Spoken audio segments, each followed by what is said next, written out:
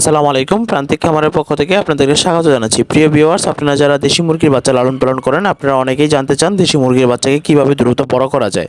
প্রিয় ভিউয়ার্স, দেশি মুরগির বাচ্চাকে দ্রুত বড় করার পিছনে সময় না দিয়ে মুরগির বাচ্চাকে যদি আপনি সুস্থ রাখার পিছনে সময় দেন, তাহলে দেখবেন আপনার মুরগির বাচ্চাগুলো খুব দ্রুত ওজনে চলে আসছে। এখন এই ক্ষেত্রে আপনি কয়েকটি বিষয় মেনটেন করতে হবে। আপনার মুরগির বাচ্চাকে সঠিকভাবে পরিচর্যা যত্ন করতে হবে, তাহলেই দেখবেন আপনার মুরগির বাচ্চাগুলো দ্রুত বড় হয়ে গেছে। এখন মুরগির বাচ্চাকে যে সকল খাবারগুলো আপনারা দিয়ে থাকেন, বিশেষ করে গ্রামে যারা দেশি মুরগি পালন করেন, আপনারা কিন্তু মুরগির বাচ্চাকে রেডি ফিড খাওয়ান না। রেডি ফিড বলতে বাজার থেকে যে স্টার্টার ফিডগুলো পাওয়া যায়, সেই স্টার্টার ফিডগুলো আপনারা খাওয়ান না। আর যারা স্টার্টার ফিডগুলো খাওয়ান, তাদের মধ্যে আবার কিছু ভুল করে থাকেন। আমি আপনাদেরকে আজকে পুরো বিষয়টি বিস্তারিত বলবো, এবং স্টার্টার ফিড যারা না খাওয়াবেন, আপনারা স্টার্টার ফিডের পরিবর্তে কোন খাবারগুলো খাওয়াতে পারেন সেটাও আমি বলে দিচ্ছি। প্রিয় ভিউয়ার্স, মুরগির বাচ্চাকে বাজার থেকে প্রথমে হচ্ছে স্টার্টার ফিড এনে খাওয়াবেন ডিম থেকে ফোটার পরে। এখন স্টার্টার ফিড যদি আপনি খাওয়ান, সেক্ষেত্রে আপনাকে অবশ্যই মাথায় রাখতে হবে যেই ফিডটা আপনি খাওয়াচ্ছেন সেই ফিডটা যেন মেয়াদ উত্তীর্ণ না হয়। অর্থাৎ আপনারা যারা বাজার থেকে মুরগির জন্য ফিড নিয়ে আসেন, ফিডের যে বস্তাটা থাকে সেই বস্তার গায়ে কিন্তু এক্সপায়ারি ডেট লেখা থাকে। সেই এক্সপায়ারি ডেটটা দেখে তারপর হচ্ছে বস্তা থেকে, বিশেষ করে নিচ থেকে খাবারটা আনবেন। বস্তাগুলো কিন্তু খোলা থাকে, যার কারণে উপরে খাবারগুলো কিন্তু নষ্ট হয়ে যায়। বাতাস লেগে খাবারগুলো কিন্তু গুণগত মান নষ্ট হয়ে যায়। এজন্য আপনি চেষ্টা করবেন নতুন বস্তা থেকে ফিড কিনে নিয়ে আসার জন্য। যদি আপনি নতুন বস্তা থেকে ফিড কিনে নিয়ে আসতে না পারেন, তাহলে আপনার আশেপাশে যদি যে খামারি ভাইয়েরা আছে, তাদের কাছ থেকে আপনি গিয়ে বললে হবে যে 2-1 কেজি ফিড আপনি ওনাদের কাছ থেকে কিনে নিয়ে আসতে পারবেন। এখন আসি সেই ফিডটা কীভাবে সার্ভ করবেন। আপনারা ফিড অনেকেই কী করেন, সকালে দেন আর রাত্রে চেঞ্জ করেন। এই কাজটি করা ঠিক হবে না। আপনি ফিডগুলো দিবেন সকালবেলা, দুপুরের মধ্যে ফিড যেন খেয়ে শেষ করে ফেলে ওই পরিমাণ দিবেন। অর্থাৎ 3 থেকে 4 ঘন্টার ভিতরে যেন ফিডটা খেয়ে শেষ করে ফেলে ওই পরিমাণ ফিড দিবেন। অল্প অল্প করে মুরগির বাচ্চাগুলোকে এই ফিডগুলো দিবেন, যেন মুরগির বাচ্চার এই ফিডগুলো বাতাসে নষ্ট না হয়ে যায়। সেজন্য অল্প অল্প করে ফিড দিবেন।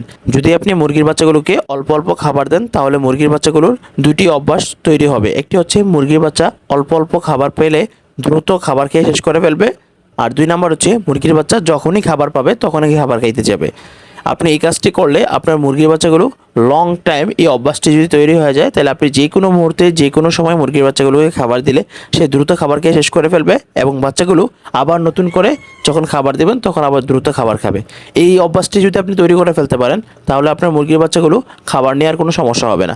এখন যারা গ্রামে যারা মুরগির বাচ্চা পালন করেন, তাদের ক্ষেত্রে হচ্ছে আপনারা যেহেতু ফিড খাওয়াচ্ছেন না, আপনারা মুরগির বাচ্চাগুলোকে ধরে কিন্তু চাল খাওয়ান। এই চাউল খাওয়ানোটা কিন্তু মোটেও উচিত না। আপনারা চাউলটিকে খুদ বানিয়ে খাওয়াবেন। অবশ্যই চাউলটিকে খুদ বানানোর জন্য আপনার কিন্তু একটি প্রসেস আছে। সেই প্রসেসটি মেনটেন করে আপনি খুদ বানাবেন। অর্থাৎ আপনি বাজার থেকে কিনে এনে খুদ খাওয়াই দিলেন, তাইলে কিন্তু আপনার মুরগিগুলো সুস্থ থাকবে না। প্রিয় ভিউয়ার্স, মুরগির বাচ্চাকে যদি আপনি খুদ খাওয়াতে চান, তাহলে অবশ্যই সেই খুদটাকে চাউল থেকে তৈরি করবেন। আপনি বাজার থেকে চাল কিনে আনবেন, বা আপনার বাসায় থাকা চাউলটিকে 2 কেজি বা 3 কেজি চাউল একসাথে ভিজিয়ে দিবেন। অর্থাৎ আপনি মুরগির বাচ্চাকে খাওয়ানোর জন্য আলাদা করে চাউল একসাথে ভিজিয়ে ফেলবেন।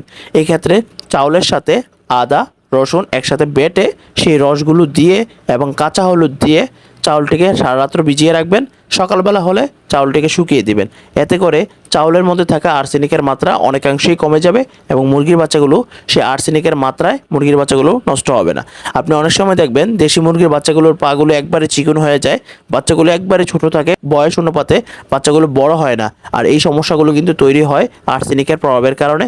তাছাড়া আরও বিভিন্ন প্রভাব আছে সেই প্রভাবগুলোর কারণে। কিন্তু যেহেতু চাউলের মধ্যে আর্সেনিক থাকে, সেই জন্য আমি বললাম, যেহেতু মানুষ চাউলটাকে বয়েল করে খায়, সিদ্ধ করে খায়, মানুষের শরীরে কিন্তু আর্সেনিকের প্রভাব পড়ে না। কিন্তু মুরগি যখন ডিরেক্ট চাউলটা খায়, সেই চাউলটার কারণে কিন্তু মুরগির শরীরে এই প্রভাবটা পড়েছে।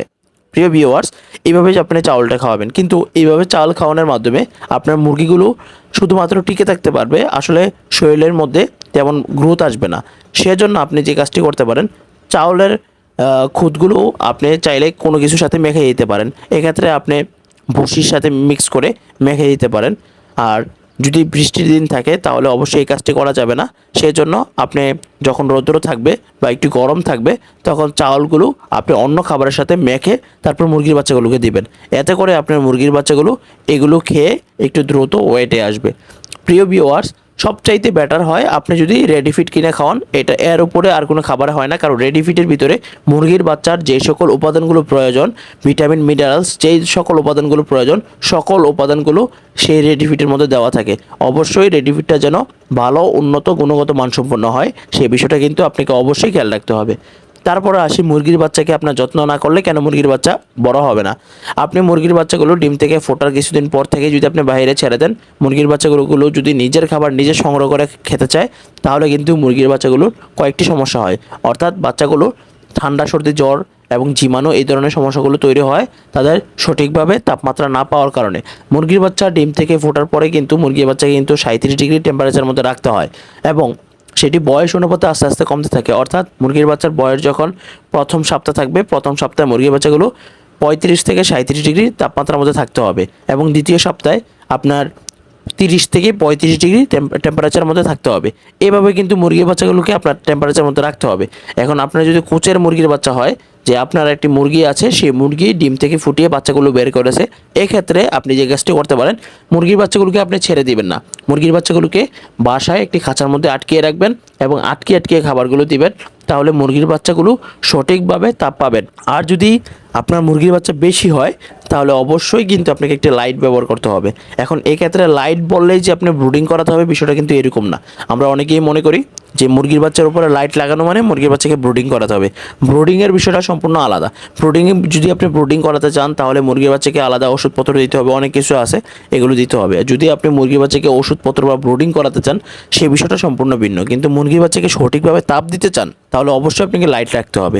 লাইট রাখার মাধ্যমে মুরগির বাচ্চাগুলোকে আপনি সঠিকভাবে তাপ দিতে পারবেন। আর মুরগির বাচ্চাকে সঠিকভাবে তাপ না দিলে কি সমস্যা হবে? 1 নাম্বার হচ্ছে নাভি শুকাবে না, 2 নাম্বার হচ্ছে দ্রুত বড় হবে না, 3 নাম্বার হচ্ছে ব্রোডিং নিউমোনিয়া ভুগবে। এই 3টি সমস্যা যদি মুরগির বাচ্চা লেগে থাকে, আর নাভি শুকানো সমস্যাটা যদি মুরগির লেগেই থাকে, তাহলে মুরগির বাচ্চা যদি বড় হয়ে যায়, অর্থাৎ 2 থেকে 2.5 মাস বয়সে কিন্তু মুরগির বাচ্চার নাভি ইনফেকশন হয়ে আবার মুরগির বাচ্চাটা মারা যেতে পারে। এক্ষেত্রে অবশ্যই এই বিষয়টা খুবই লক্ষণীয়। প্রিয় ভিউয়ার্স, আশা করি এই ভিডিওটির মাধ্যমে আপনি আপনার মুরগির বাচ্চাগুলোকে খুব সুন্দরভাবে যত্ন করতে পারবেন এবং সঠিকভাবে খাবার দিতে পারবেন। আর এই ভিডিওটি যদি আপনার কাছে ভালো লেগে থাকে এবং আপনার মুরগির জন্য উপকারী মনে হয়, তাহলে অবশ্যই আমার চ্যানেলটিকে সাবস্ক্রাইব করবেন, কারণ এই চ্যানেলটি একবারে নতুন একটি চ্যানেল। আপনাদের সহযোগিতা, সাপোর্ট ছাড়া এই চ্যানেলটির সামনে আগানো সম্ভব না। আজকের মতো এখানে বিদায় নিচ্ছি। দেখা হচ্ছে নতুন কোনো ভিডিওতে। অবশ্যই আপনারা কমেন্টে জানাবেন আপনাদের যে কোনো প্রশ্ন মতামত থাকলে। সে পর্যন্ত সকলে ভালো থাকবেন। আল্লাহ হাফেজ।